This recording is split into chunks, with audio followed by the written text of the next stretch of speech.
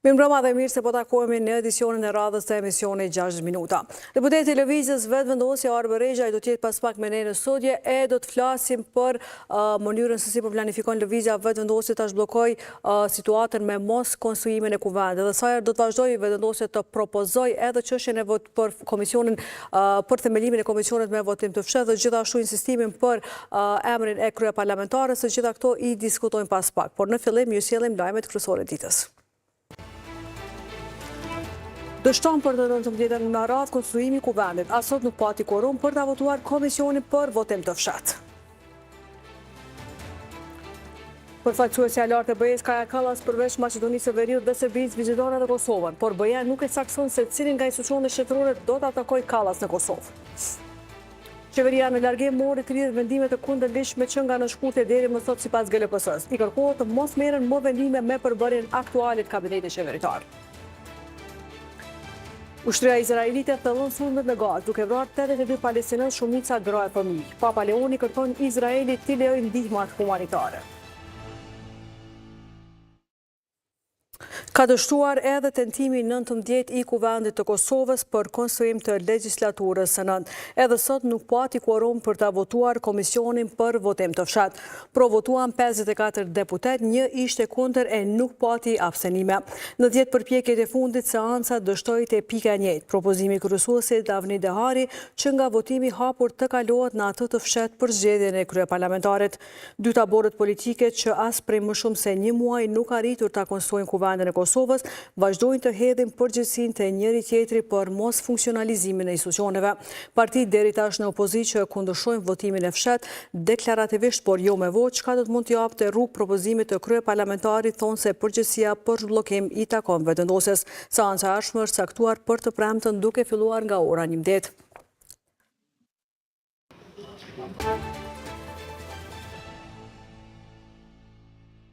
E pas përfundimit të seancës së sot me konstruive, deputetja PDK-s Vlora Qitaku ka thënë se kryetari i Lëvizjes Vetëvendosje Albin Kurti duhet të reflektojë dhe ta ndërrojë kandidatën për kryeparlamentare. I bëjmë thirrje deputetit Kurti të reflektojë, ta zhbllokojë situatën, ta ndërrojë kandidatën në mënyrë që institucionet të konstruohen, ka deklaruar Qitaku. E ministra në detyrë drejtësisë Albolena Haxhiu një herë është propozuar nga Lëvizja Vetëvendosje për kryetaret kuvendit, ka thënë se Lëvizja Vetëvendosje ka të qartë se çfarë do të konstruohet kuvendi i Kosovës e më pas të procedohet me formimin e qeverisë së re.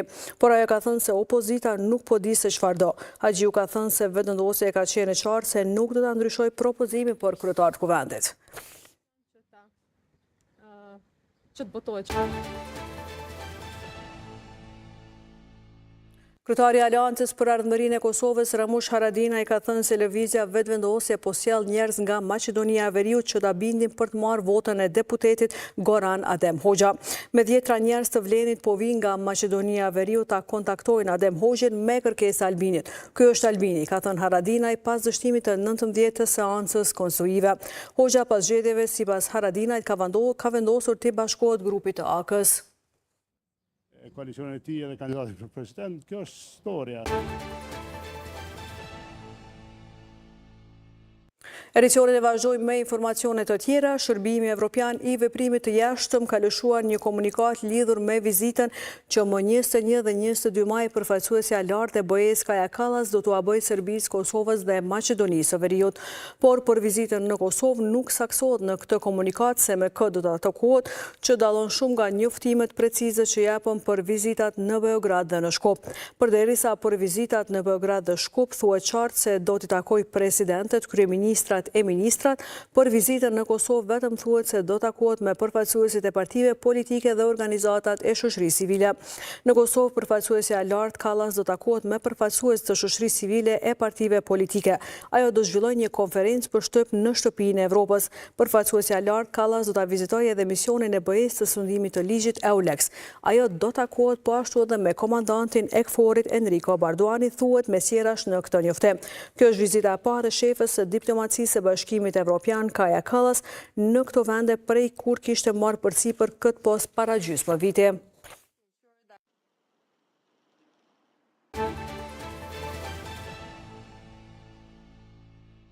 Presidentja e Kosovës, Vjosa Osmani, shpritur sot nga presidentja e Konfederatës Zvicrane në rezidencën zyrtare të Këshillit Federal të Zvicrës, raporton Ekonomia Online. Kjo pritje u zhvillua në kuadër të vizitës shtetërore që Osmani po e realizon këto ditë në Zvicër. Pas takimit bilateral, presidentja Osmani do të pritet me nderime ushtarake në sheshin federal në Ben. Më pas të dyja presidentet kanë dhënë deklarata për media nga ndërtesa e parlamentit.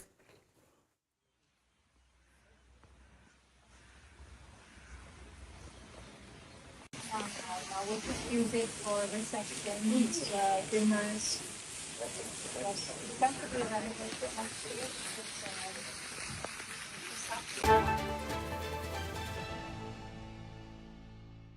Komisioni Qendror i Zgjedhjeve ka vendosur të andal mjetën subjekteve politike, parlamentare ndaj të cilave paneli zgjedhor për ankesa dhe parashtresa ka shqiptuar gjoba gjatë fusatës së zgjedhjeve për Kuvendin e Kosovës të mbajtura më në shkurt. Mjetët e ndaluara nga Fondi për mbështetjen e subjekteve politike do të transferohen në xhirollogharinë e PZAP-s dhe vendimi KQZ do të zbatohet me 3 ndalesa gjatë ndarjes së mjeteve në 3 mujorët e ardhshëm, thuhet me sjerash në njoftimin e komisionit.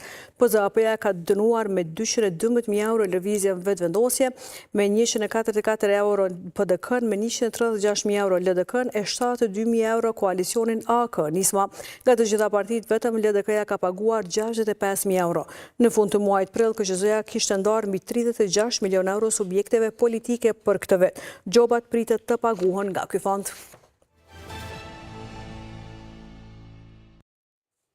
E pavarësisht pasigurisë nga tensionet tregtare, rritja ekonomike në Kosovë pritet të mbetet në 4% për këtë vit sipas Fondit Monetar Ndërkombëtar. Bordi Ekzekutiv i fondit ka përfunduar rishikimin e 4 dhe të fundit të marrëveshjeve të instrumentit të mbështetjes dhe qëndrueshmërisë për Kosovën, ku sipas FMN-s gjatë këtij viti inflacioni do të jetë 2.2%. Kosova ka shënuar një performancë lartë ekonomike me rritje prej 4.4% në vitin 2024, kryesisht për shkak të konsumit të familjeve dhe kredive private. Inflacioni ka rënë një 1.6% nga 4.9% në vitin 2022. Deficiti llogarisë jashtme zgjeruar në 9% të bruto produktit vendor pasi rritja e konsumit dhe investimeve çoi në rritjen e importeve. Pavarësisht pasigurisë nga tensionet tregtare, rritja pritet të mbetet në 4% në vitin 2025 me inflacion që stabilizohet në 2.25%, thuhet në komunikatën e FMN-s. Boli, zëvendës drejtori menaxhuesi i FMN-s dhe kryetari i përkohshëm ka thënë se Kosova ka përmirësuar mbledhjen e të ardhurave dhe menaxhimin e investimeve publike duke rritur transparencën fiskale dhe duke përmirësuar menaxhimin e riskut fiskal.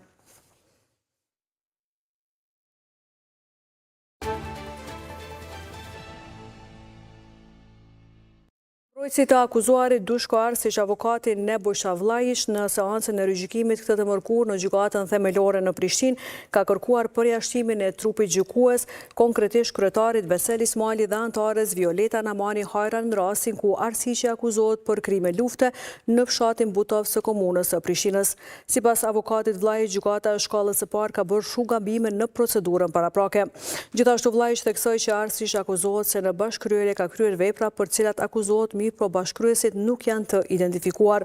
Në fund, gjyqtari Ismaili tha që kërkesa për përjashtimin e trupit gjykues do të dërgohet kryetares së gjykatës dhe ajo do t'i njoftoj palët, pasi që nuk ishte kuce, seanca u ndërprej. Gjykata themelore në Prishtinë më 2 shkurt të vitit 2024 e dënoi me 13 vjet burgim të akuzuarin Arsiç, por gjykata e apelit e ktheu rastin në rigjykim. Sipas aktakuzës së ngritur nga Prokuroria Speciale më 2 nëntor të 2022-s, thuhet se ekziston një dyshim i bazuar se Arsiç në bashkëkryer me pjesëtar të tjerë të policisë serbe dhe grupet paramilitare në muajt janar qershor të 99-s ka marrë pjesë në dëbimin dhe shpërnguljen e qytetarëve nga Prishtina dhe rrethina.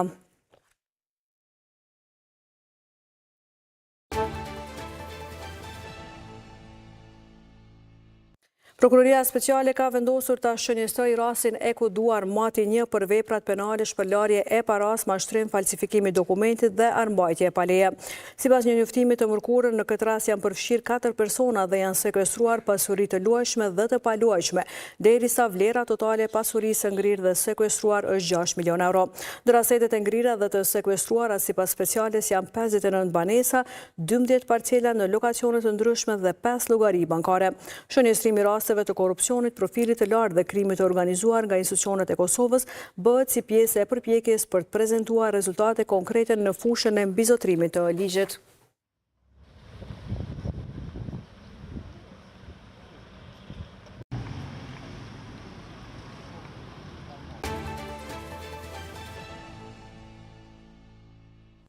Grupi për studime politike dhe juridike ka ngritur shqetësimin lidhur me vendimarrjen e qeverisë në detyrë, duke thënë se nga nënshkurti deri më 27 mars ka marrë 93 vendime e 30 prej tyre në kundërshtim me ligjin mbi qeverinë. Sipas kësaj organizate, në mesin e vendimeve janë edhe emrimet në pozita të rëndësishme publike. Faleminderit, kundër nuk ka, abstenim nuk ka. 30 vendime në kundërshtim me ligjin për qeverinë ka marrë qeveria në detyrë nga nënshkurti deri më tash, ka bërë të ditur grupi për studime juridike dhe politike.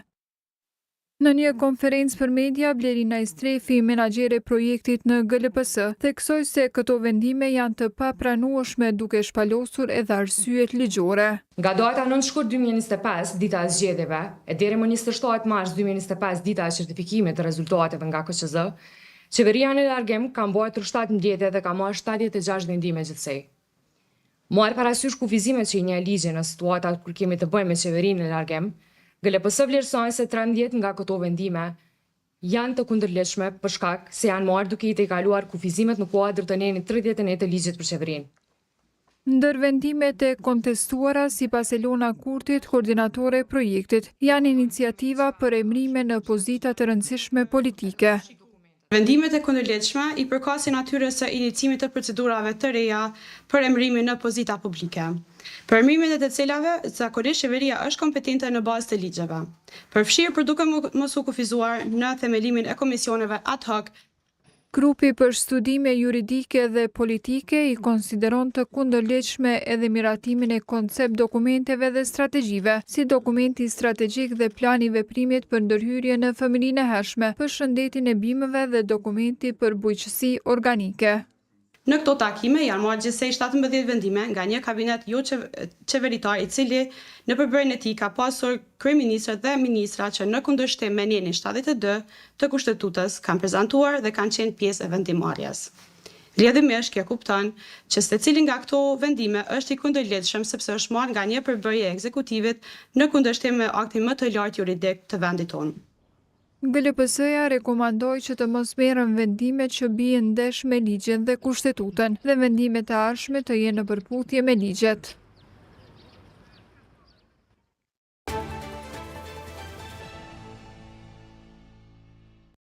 Bllokada e krijuar me Kuvendin e Kosovës do të jetë tema kryesore e